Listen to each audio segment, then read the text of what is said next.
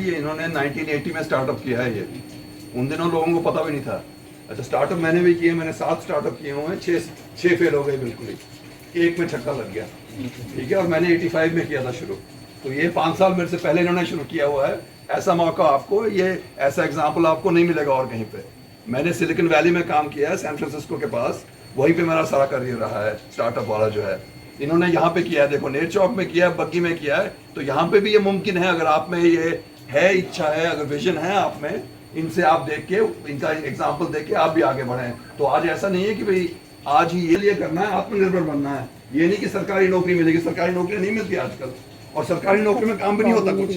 तो अगर आपने काम नहीं करना है ना, तो सरकारी नौकरी ढूंढ लो, ठीक है। अगर आपने काम करना है, अपने बलबूते पे खड़ना है, तो इनकी सुनो, मेरी सुनो, ठीक है। सुरेंद्र जी प्लीज। आज जब बात राजन जी ने छेड़ दी है, तो मैं बताऊं आपको कि 1977 में एक्चुअली मैंने ये इस प्रोजेक्ट के बारे में सोचा था कि हम कॉलेज से निकले पढ़ाई करके अपने, कि हम कुछ स्टार्ट करें, या तो अपना स्टार्ट करें, या तो यहाँ पे रॉ मटेरियल होना चाहिए, या तो यहाँ मार्केट होनी चाहिए। ये 2 मायने में तो हमने देखा कि यहाँ रॉ मटेरियल तो बहुत है, मार्केट इतनी बड़ी है, रॉ मटेरियल के ऊपर फोकस किया जाए। मेरे फादर थोड़ा बहुत फॉरेस्ट प्लास्टिक का काम करते थे, जो पेड़ वगैरह निकालते हैं। तो फिर मेरे माइंड में आया कि इसमें से जो ये स्टम्प्स बच जाते हैं पेड़ काटने के बाद देवदार के, तो क्यों ना इसको हम यूटिलाइज, क्योंकि उनका कोई वेस्ट जाते थे और वहाँ पे 40 से 50 साल तक कुछ भी पैदा भी नहीं होता था, तो वो लैंड भी मतलब बेकार होती थी। तो इसलिए मैंने सोचा कि इसी को यूटिलाइज किया। तो करते करते फिर फॉरेस्ट डिपार्टमेंट के साथ एग्रीमेंट हुआ हमारा गवर्नमेंट के साथ 1980 में। तो तब सिर्फ 30,000 रुपये से हमने काम स्टार्ट किया बग्गी। तो बोलते थे आज के बैठ जाते हैं, कई तो होते हैं घर बनाने वाले, कई होते हैं घर पट्टू वाले, ये पैदा हुआ है घर पट्टू। शुरू में जब करना होता तो ऐसे होता है। फिर वो मतलब काफ़ी ये होती है, मैंने कि जो पुरानी जनरेशन है ना, वो आपको काफ़ी वो बोलेंगे कि ऐसा नहीं, ऐसे करो, ऐसे नहीं, तो करना तो पड़ता ही है, उनको भी मिला के करना पड़ता है अपना करना। खैर जब वो चल पड़ा, काम चल पड़ा थोड़ा सा, तो फिर वो आके बड़ी शाबाश देते थे, बहुत अच्छा बोलते थे, मेरे जैसा कोई बेटा ही नहीं सर, और क्या प्रॉब्लम्स आई आपको जब आपने शुरू करा था? इसमें फॉरेस्ट में तो गवर्नमेंट साइड से भी काफ़ी प्रॉब्लम आई, क्योंकि हमारा एग्रीमेंट हुआ, क्योंकि इसमें था कि भी इसमें जैसे स्टम्प्स निकालेंगे तो रूट्स निकलेगी, तो थोड़ा इरोजन भी होगा। तो उसको मीट आउट करने के लिए इन्होंने एग्रीमेंट बनाया कि इसमें जो स्टम्प्स हैं, देवदार का तो देखा होगा आप सब, डबल ऑफ द डायमीटर नहीं हम ज़्यादा, और 2 फुट से ज़्यादा गहरा नहीं निकाल सकते, और वो जो गड्ढा होगा उसको कंसोलिडेटेड भरना पड़ेगा। कंसोलिडेटेड भरने के बाद उसमें प्लांटेशन करनी पड़ेगी, और एक्चुअली वो डेड स्टम्प्स को जब ना को ऑक्सीजन देता है, ना उसकी कोई इसने जगह भी रोके रखता है, क्योंकि जब लिविंग प्लांट लग गया तो ऑक्सीजन भी देगा। तो 1980 में हमने काम स्टार्ट किया था। आज यानी कि 35-36 कितनी सालें हो गई, अब तो देखो ना 1980 की सालें, कोई 40 सालें हो गई। अब जहाँ हमने पंडार में C1, C2, C3 में काम किया है ना, वहाँ पे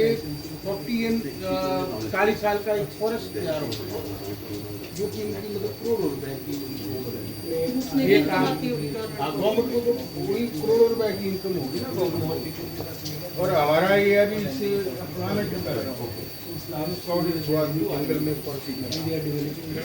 फैक्ट्री में काम करते हैं, तो सर उनको आप ही पे करते हैं? हाँ उनको।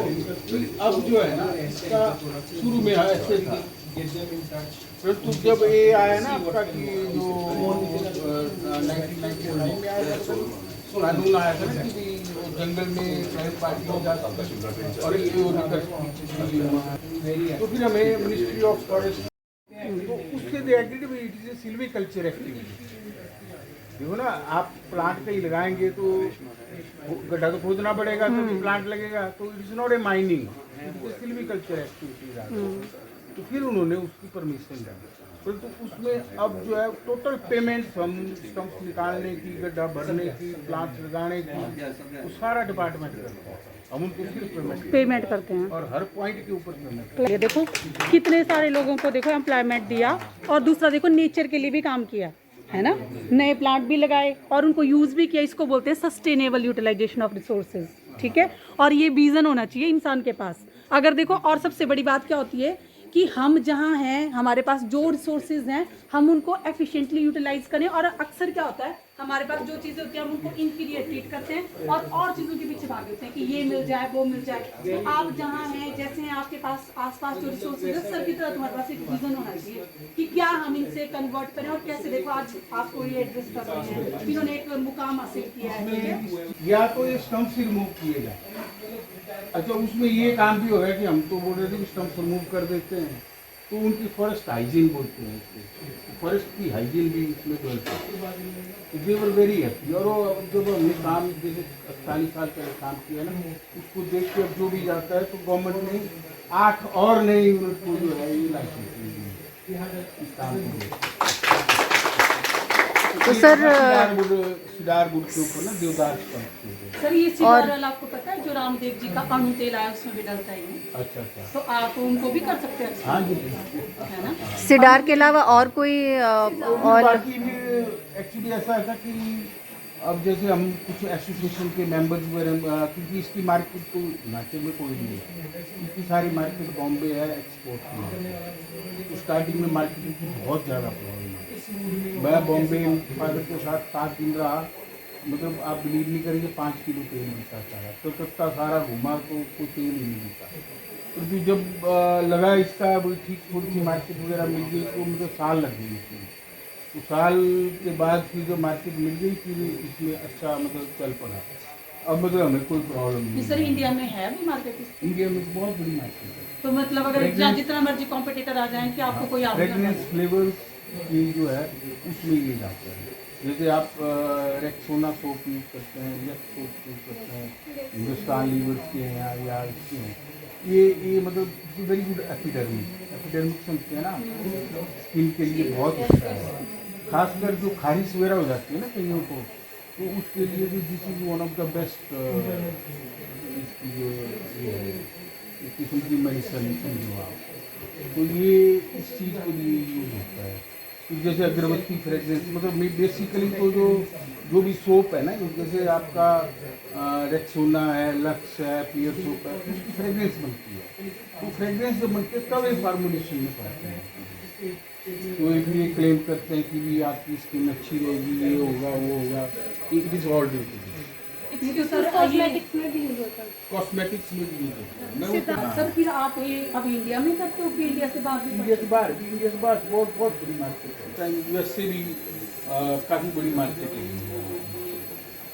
तो सर अगर इनमें से कुछ करना चाहें तो आप क्या उसको सपोर्ट करेंगे, मतलब कि करना चाहिए इनको? हाँ बिल्कुल बिल्कुल।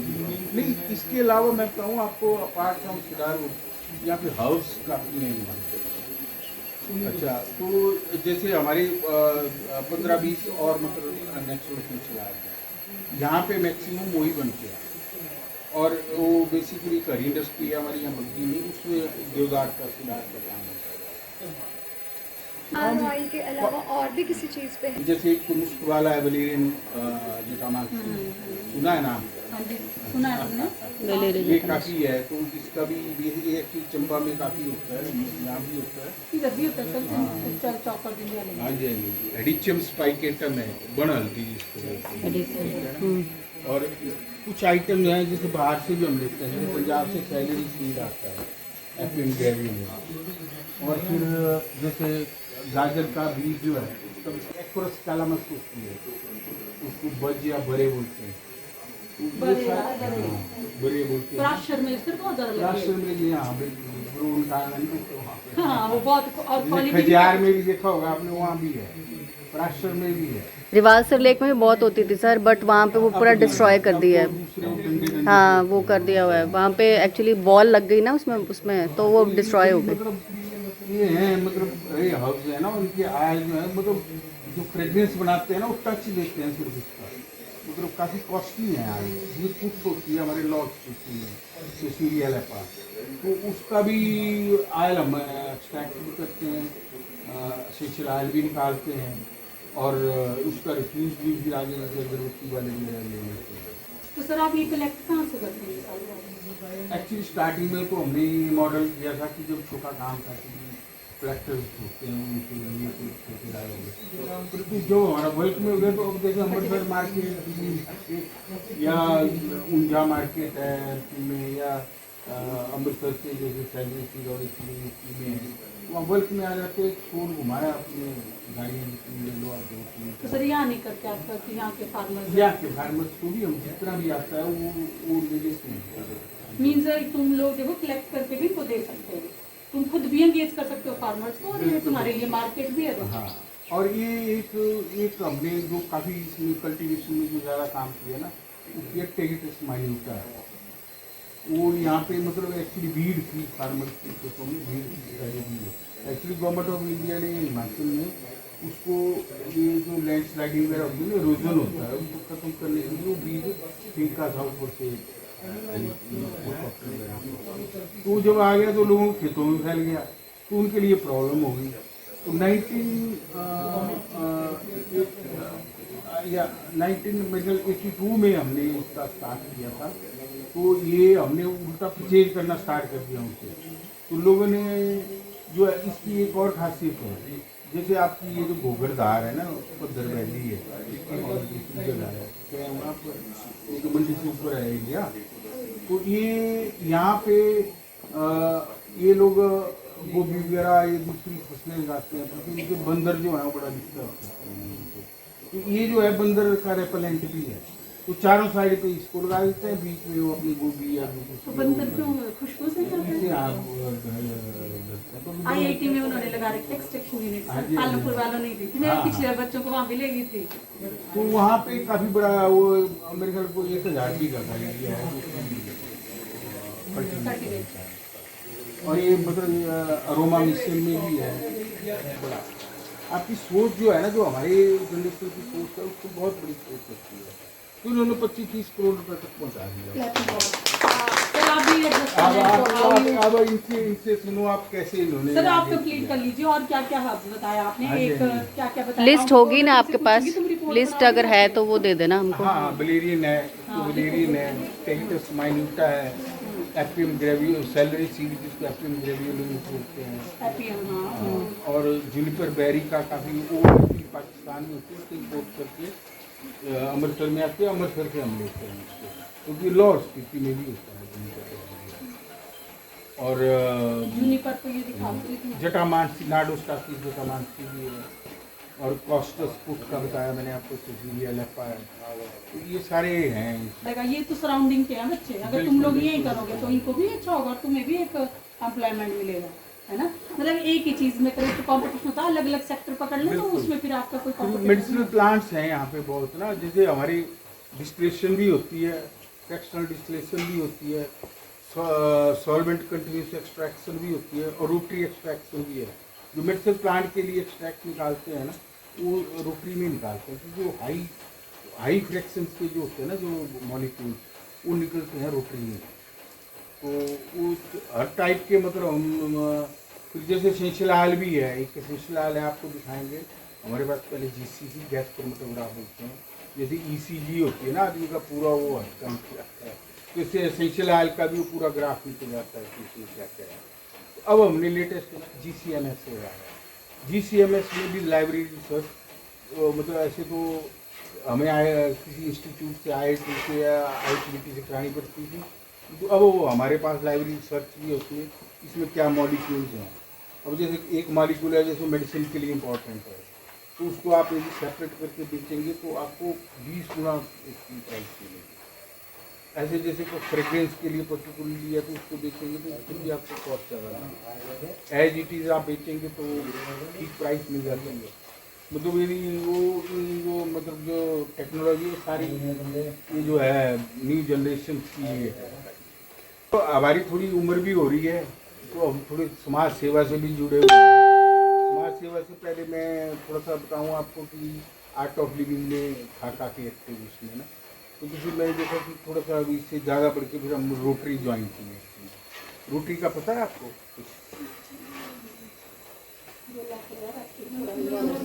है थोड़ा सा नॉलेज नहीं है बिल्कुल। तो ये 5 लोगों ने 1905 में यूएसए में स्टार्ट किया था इसको। अब ये जो रोटरी इंटरनेशनल जो है संस्था है, ये 220 से ज़्यादा कंट्रीज में है और इसमें 13 लाख से ज़्यादा क्लब बनते हैं। जैसे रोटरी क्लब मंडी है, रोटरी क्लब कांगड़ा है, रोटरी क्लब नेरचौक भी है, रोटरी क्लब सुंदरनगर भी है, ऐसे अलग अलग क्लब बनते हैं। उसको लोग ज्वाइन करते हैं, वो फिर इकट्ठे होके और इंटरनेशनल के पूरे जो मतलब यदि आप उसके मेंबर बनते हैं, आप लोगों के लिए फ़ायदा ये है क्योंकि ये संस्था जुड़ी है समाज सेवा से। जब आपके पास उसका सर्टिफिकेट होगा, आप कहीं भी जाएंगे, यूएसए जाएंगे, कहीं भी जाएंगे, आपके ऊपर एक लेबल लग जाएगा कि ये जो है ये समाज सेवा और अच्छे कार्यों से जुड़े हुए हैं। क्योंकि आजकल यंगर जनरेशन एकदम हर किसी काम में चली जाती है। आप देखो ना, जब माइंड फ्री हो तो कई उल्टे सीधे काम होते हैं। तो यदि आप किसी समाज सेवा से जुड़े हों, बच्चे मतलब आपकी एज से यदि ये जज्बा पैदा हो जाए तो आप देखो आगे जाके कहाँ पहुँचेंगे और आपका जो लाइन्स है वो एकदम करेक्ट जाएगी। आप फोकस रहेंगे अपने काम के लिए भी और समाज सेवा के लिए। तो ये रोटरी ऐसी संस्था है। तो इसमें 7 एरिया ऑफ फोकस हैं, जैसे पीस एंड कन्फ्लिक्ट रेजोल्यूशन है। और एक और मैं आपको इसमें ऐड करूँगा आपको, यदि आप जैसे आपने जियो पॉलिटिक्स के बारे में भी सुना होगा, जैसे अफ़गानिस्तान में प्रॉब्लम है, कहीं पाकिस्तान में प्रॉब्लम है, कहीं और जगह लीबिया में, कहीं भी वर्ल्ड में कहीं भी प्रॉब्लम होती है, तो एक कोर्स होता है, रोटरी वाले उसको स्पॉन्सर करते हैं और उसमें फंडिंग भी रोटरी इंटरनेशनल भी करता है और फंडिंग भी हो जाती है। और आपको एक अब यूएन के लिए काम कर सकते हैं। UN जैसे आप लोग जाके देखते हो ना कि लोग यूएन ने आज दिल्ली में 4 पैक्ट साइन किए, 5 ये किए, यूएस ने ये ट्रीटी साइन की, इनके लोग आते हैं ना, तो यही सब चीज़ें डिसाइड होती हैं इससे। But you need to be educated about that, you need to do courses for that, तभी आप वहाँ पे जाके बैठते हो एंड ग्रुप ऑफ इंटेलेक्चुअल्स बैठ के डिसाइड करते हैं कि पॉलिसी मेकिंग कैसे होएगी, कैसे डिसाइड होगा। फॉर एग्जांपल आपके कॉलेज का कोर्स है, किसने डिसाइड किया कि आपने बॉटनी के लिए ये किताब पढ़नी है? तो एक ग्रुप बैठता है जो डिसाइड करता है कि पूरे इंडिया का करिकुलम क्या होगा। वैसे ही जो ये बोल रहे हैं जियो politics, it is very important. और अगले 30 साल जियो पॉलिटिक्स का फ्यूचर बहुत ब्राइट है, बिकॉज आप चारों तरफ देख रहे हो कि ईरान इराक से लड़ रहा है, मिडिल ईस्ट में पता नहीं क्या चल रहा है, यूएस की कहीं, चाइना का ही देख लो आप अभी जो जियो politics is something which is very good for next 30 years. अगर आप लोग इसमें पढ़ाई कर सकते हो, you can go work for the UN. और सर ये एक साइमल्टेनियस होगा ये प्रॉपर कोर्सेज हैं जियो पॉलिटिक्स के, बहुत जेएनयू में मिलेंगे, डीयू में मिलेंगे, अच्छी अच्छी यूनिवर्सिटीज में, इवन बाहर भी जियो पॉलिटिक्स पे अच्छे अच्छे कोर्सेज हैं। जो सबसे बड़ी चीज़ की है दुनिया में, आप सबने पोलियो ड्रॉप्स पिए हैं, आपने देखा है लोगों को भी पोलियो ड्रॉप्स पीते हैं, कोई पैसे नहीं लगते पोलियो के, और घर घर जाके पोलियो ड्रॉप मिलता है। तो ये प्रोजेक्ट 100% रोटरी ने पूरी दुनिया में, लाइक डी 250 कंट्रीज या जितनी भी हैं, ये सारा उन्होंने फ्री में किया है। They have not charged anybody for that. So this is Rotary's biggest project ever. Polio vaccine the whole world, and I think अभी अफगानिस्तान या पाकिस्तान में कुछ केसेस रहे हैं, अदरवाइज पोलियो इज इरेडिकेटेड। 99.9 और इसके ऊपर 17 मिलियन यूएस डॉलर जो हैं रोटरी ने आज तक खर्च किए हैं और 2.5 बिलियन बच्चे जो हैं वो इम्यूनाइज किए है। मतलब इसमें रोटरी में मतलब कई चीज़ें हैं। ये डिजीज़ एंड प्रिवेंशन में इसमें आ जाता है, कुछ एनवायरनमेंट के भी इसमें प्रोजेक्ट हैं और मदर एंड चाइल्ड के लिए भी प्रोजेक्ट हैं, सब चीज़ों के लिए हैं। अब आपकी एज के जो है ना, आपके 18 से साल तक के जो है रोटरेक्ट क्लब बनाते हैं। पहले रोटरेक्ट क्लब को रिकोगनाइज नहीं करते थे एज ए मेंबर, उस पर रोटरेक्ट क्लब जो है अब रिकोगनाइज करें as a Rotary equal to Rotary member. तो ये मतलब आप यदि चाहें तो हम आप कॉलेज में एक रोट्रैक्ट फॉर्म कर सकते हो मैम के अंडर, या आपके दूसरे मैम भी, दोनों के अंडर एक रोट्रैक्ट फॉर्म कर सकते हो। Then you can understand then आप लोग प्रोजेक्ट्स पिकअप कर सकते हो। फॉर एग्जांपल आपको लगता है मंडी में कोई सोसाइटी में कोई इशू है, फॉर एग्जांपल आपको लगता है कि गंदगी बहुत है, तो आप लोग पिकअप करके वहाँ की सफाई कर सकते हो। या फिर आपको लगता है कि आपके कॉलेज में आपको सैनिटाइजेशन के लिए कोई प्रोजेक्ट बनाना है, तो आप प्रोजेक्ट भी बना सकते हो और सबमिट कर सकते हो रोटरी इंटरनेशनल को। अगर उनको आपका प्रोजेक्ट ठीक लगता है तो दे अप्रूव इट एंड वो सैनिटाइजेशन का पूरा इंतजाम करवाएंगे आपको। ये आप चाह रहे हैं भी जैसे ऑर्गेनिक उससे हम कल्टीवेशन कराएं मेडिसिनल प्लांट और प्लांट की, वो प्रोजेक्ट भी आप बना सकते हो, उसपे चले हुए हैं और सर लाइवलीहुड का भी सब लाइवलीहुड का। जैसे मैं आपको एग्जाम्पल दूँ कि ये तो बड़े बड़े प्रोजेक्ट हो गए ना, तो एक्चुअली मैं 16-17 में मंडी क्लब का प्रेसिडेंट था। तो हमने एक बल्कि IIT से ही आए थे गॉन्सलेस जो उनके डायरेक्टर थे, उन्होंने आइडिया दिया भी ये जो पत्तल बनाते हैं ना, बासड़ा गांव है बग्गी से ऊपर ना, वो बनाते हैं पत्तल लोग, गर्मी के प्रोजेक्ट उनको दिया। तो उससे उनकी जो इनकम जो है ना, वो इनकम जो है वो डबल हो गई। और फिर जब हमने रिसर्च में देखा ये पत्ता तो एंटी कैंसर भी है और ये ऑक्सीडेंट भी है इसकी, तो हमारे जो ट्रेडिशनल खाते हैं ना धान पत्तों में, तो उन लोगों का विजन बहुत बड़ा था, वो बहुत अच्छा हेल्दी पत्ता है वो। अच्छा तो उसमें ये थी 3-4 दिन आप अपने घर में रखो, देखो आप सूख जाती है, फंगस लग जाता है उसमें। वो जो प्रेस करके रखते हैं प्लेट बन के, तो वो 3-4-5-6 महीने तक बिल्कुल ठीक है। तुम्हें से कोई पर्टिकुलर 3-4 इंपॉर्टेंट प्लांट को कल्टीवेट करने का प्रोजेक्ट भी ले सकते हैं बिल्कुल, और गांव-गांव जाके जहाँ पे बल्कि जो ये पत्तल का प्रोजेक्ट बना रहे हैं ना, आप लोग क्या करते थे, धाम में जाते थे, सिंपल पत्तल होती थी, खाते थे, फोल्ड करते थे, हाथ साफ करते थे और चले जाते थे। हाँ जी, हाँ जी। तो इसमें वैल्यू एडिशन कैसे हो सकती है? वो पत्तल मिलती है 2 रुपए की मार्केट में, ठीक है। तो एक कम्युनिटी है, जैसे मैम के बहुत सारे ग्रुप्स हैं, वैसी बग्गी में एक कम्युनिटी है जो पत्तल बनाती है, कि पत्तल के पत्ते लेके आती हैं, तौर के पत्ते होते हैं, उनको स्टिच करते हैं और बना के मार्केट में बेच देते हैं। मैक्सिमम 1 या 2 रुपए की वो पत्तल बिक जाती है। So what is value addition? Value addition समझते हैं आप लोग क्या होती है?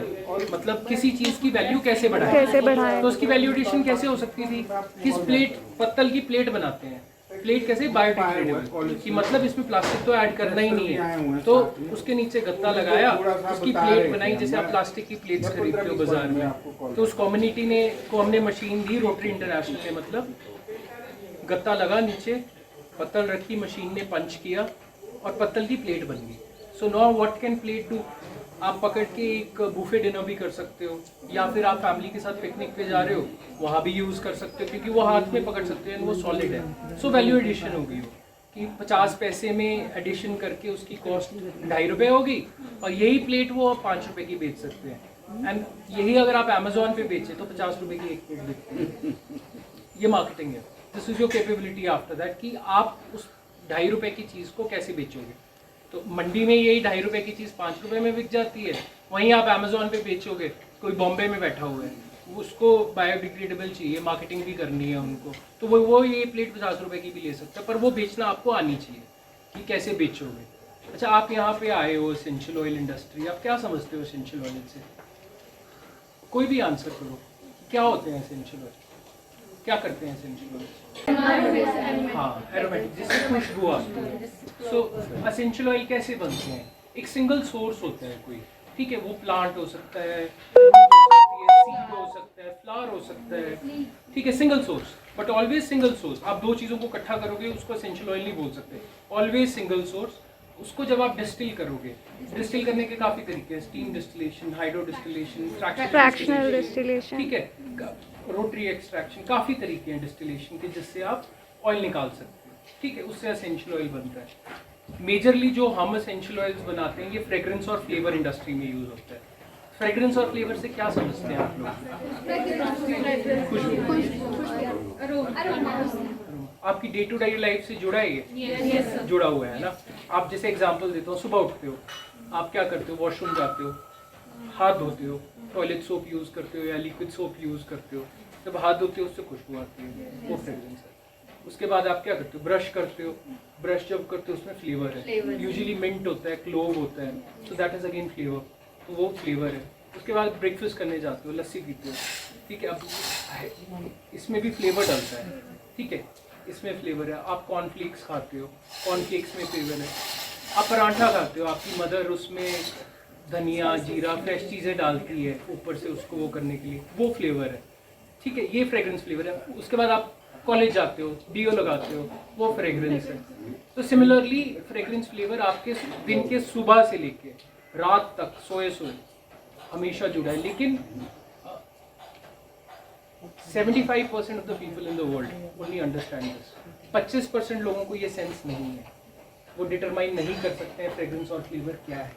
फॉर एग्जाम्पल, आप लोगों को जानते होंगे खाने में नमक हो ना हो, कईयों को फ़र्क नहीं पड़ता है, तो बेसिकली उनको रियलाइजेशन नहीं है उस सेंस की, शायद किसी ने बताया नहीं और उनकी एक्टिवेट नहीं हुई, क्योंकि इनबिल्ट तो सबके होती है। यहाँ पे भी बच्चे होंगे जिसको नमक का फ़र्क ही नहीं पड़ता होगा कि नमक डला है नहीं डला है, मिर्च डली है नहीं डली है, उनको बस खाना खाना है, खुशबू आ रही है नहीं आ रही है। बहुत बच्चे होंगे ऐसे जिनको फ़र्क ही नहीं पड़ता है, तो वो सेंस एक्टिवेट नहीं हुई है। You have to make sure your all senses are activated for that.